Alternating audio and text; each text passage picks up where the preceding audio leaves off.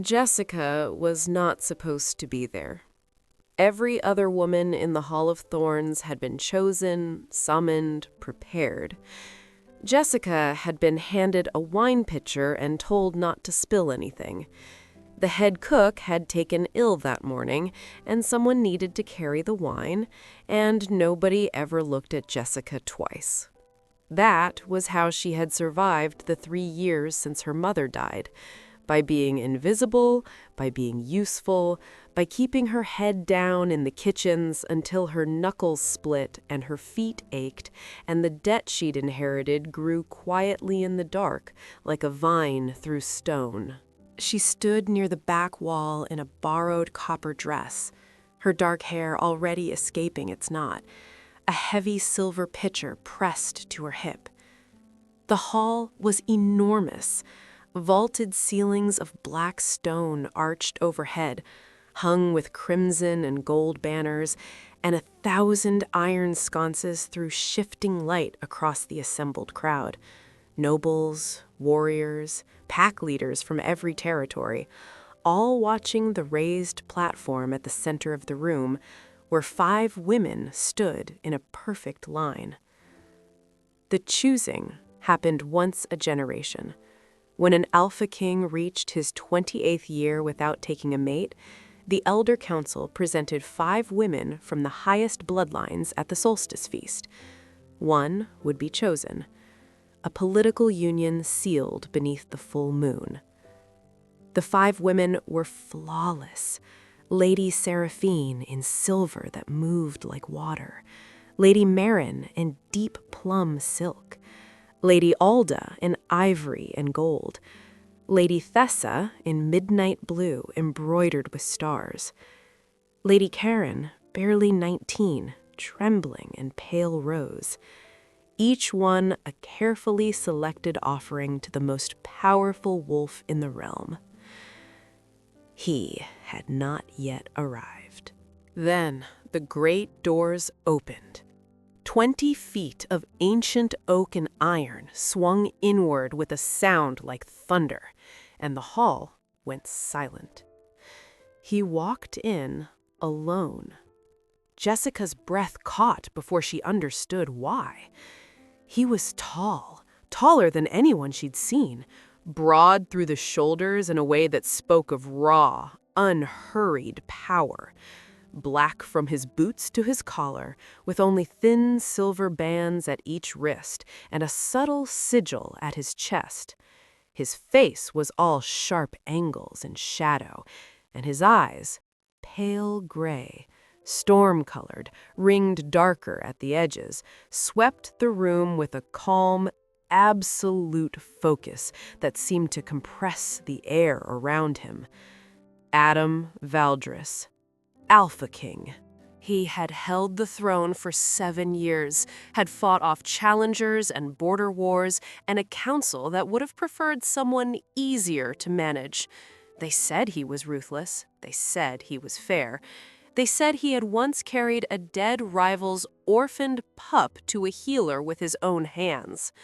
None of those stories had prepared Jessica for what it felt like when his gaze swept past the back wall, past her, and something in her chest snapped taut. A thread she hadn't known existed pulled suddenly bright and tight. She pressed her free hand flat against her sternum, her pulse hammered. He walked to the platform. The Elder Council's eldest, a woman called Hesta, raised her hands and welcomed him with ceremonial words that had been spoken for 1,000 years. The 5 women straightened. Seraphine smiled. Marin met his eyes steadily. Alda curtsied. Thessa lowered her lashes. Karen looked like she might faint. Adam looked at them for a long moment. Then he turned away. The gasp that moved through the hall was audible. He stepped down from the dais, and his expression shifted, barely, subtly, like a compass needle finding north. His nostrils flared, his jaw set, and he began walking toward the back wall, toward her. Jessica looked behind her. Stone, shadow, a tapestry of some long-dead battle. She looked back. 8 strides. 5. 3. He stopped in front of her, close enough that she could see the pulse in his throat, close enough to smell cedar smoke and winter pine and something warm underneath that her wolf recognized before she did. Her wolf, which had been silent for 3 years, which she had half convinced herself was gone, surged against the inside of her chest with a force that made her sway on her feet. "What is your name?" His voice was low and rough at the edges, and he was not asking out of curiosity. He was asking because the answer mattered more than anything he had ever been told. "I'm no one. I'm just carrying the wine." Something moved through his expression. Warm. Almost tender. "That's not what I asked." "Jessica. My name is Jessica." He said it back to her like a word he'd been looking for his entire life. And then he turned to face the hall. "I've made my choice." His voice filled every corner without effort. Her. The silence lasted half a second. Then the chaos began. The territorial lords erupted. Hesta stepped forward, white-knuckled around her ceremonial staff, and informed him that this was unprecedented, that the girl was not of noble blood, that the choosing had traditions spanning 1,000 years. Adam let her finish. "The law states I may choose any woman in this room," he said. "It does not mention bloodlines. It says any woman." He paused, letting the silence do the work. "I've chosen." Jessica could not feel her legs. The pitcher was slipping from her fingers. She tried to step back. His hand caught hers, not forcefully, like a question. The touch hit her like a struck bell. Heat and light flooded through her, and her wolf howled from somewhere deep, a sound she had forgotten the shape of. Mate. Not a thought. A knowing. Bone deep, soul deep. The thread between them blazed and sang. She looked up at him and saw the same recognition burning in his storm-gray eyes. He had known from the moment he walked through those doors. "I can't even shift," she whispered. "My wolf has been silent for 3 years. I have nothing." His thumb traced a slow circle against the back of her hand. "You are the only thing in this room that feels like breathing." Later, after the feast, after the protests, after Hesta's fury and Lord Harwin's threats had been met with Adam's calm and immovable certainty, Jessica stood in the center of his private chambers and finally asked the question that had been burning through her all night. Why me? He stood near the fireplace, the light carving his features in gold. When I walked through those doors, I could smell every person in that room. 300 wolves, their ambitions, their fear, and underneath all of it, something else. He looked at her. Like the first breath after breaking the surface of deep water. That was you. My wolf knew before I took my second step. She told him about Gavin, the debt, her mother's 60 marks borrowed for medicine, inflated over 3 years by compounding interest on a contract signed by a woman delirious with fever. Something went very still behind his eyes. The next morning, Lord Gavin arrived at the throne room with his smooth voice and his narrow smile. By the time he finished speaking, Adam had already had his financial records pulled. 47 servants held under fraudulent contracts, interest rates exceeding legal limits, 3 instances of contract alteration after signing. "Her debt is void," Adam said, rising slowly from the throne of black stone. "All 47 contracts are void." He paused. "I would suggest you don't run. My wolves are faster." When the guards had escorted Gavin out and the doors had closed, Jessica pressed her face to her hands and laughed, a strange broken sound that was half sob. Adam crossed the room and she took his face in her hands and felt him go absolutely still beneath her touch, like something wild submitting to something it had never known before. "You pulled his financial records the morning after the feast?"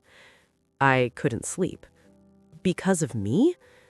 Because a woman who couldn't remember the last time she eaten a full meal told me her interest kept growing, he said simply, and I wanted to take his house apart stone by stone. She kissed the corner of his mouth. The bond hummed between them, warm and golden and certain. That night, under the full moon, her wolf came back. She stood barefoot in the courtyard with the sky blazing overhead and Adam beside her, and she felt it build, the surge of heat, the ancient power that had been sleeping inside her through 3 years of grief and survival and being treated like nothing. The shift took her like a wave. She cried out in release, not pain. And then she was on 4 paws, silver-furred and bright as polished steel, and when she threw her head back and howled, the sound that tore from her was the most beautiful thing she had ever heard. Adam shifted beside her, enormous, midnight black, pale gray eyes, and pressed his muzzle to her neck. The bond snapped fully into place with a sound like a bell struck clear and true. They ran together through the mountain passes until dawn. When they shifted back, breathless and laughing, he wrapped his coat around her shoulders. "You're staying," he said. Not a question, not a command, a hope, spoken aloud. "You couldn't make me leave if you tried." 2 months later, the ceremony was small, just the 2 of them, Hesta, and the moonlight. Mornings became Jessica's favorite. She would wake to sunlight through tall windows, and Adam's arm heavy across her waist, his face pressed into the curve of her neck, the bond humming its soft and steady song. She had walked into that hall invisible, carrying wine for people who would never see her. He had walked past every perfect chosen thing in the room and found her in the shadows. Not because tradition demanded it, not because a council decided it, because she was the only thing that felt like breathing. If this story found its way to your heart, you're exactly who it was made for. Hit that like button if Jessica and Adam made you feel something you weren't ready for. Subscribe so you never miss the next story. New ones drop every week and they only get better. And drop a comment below.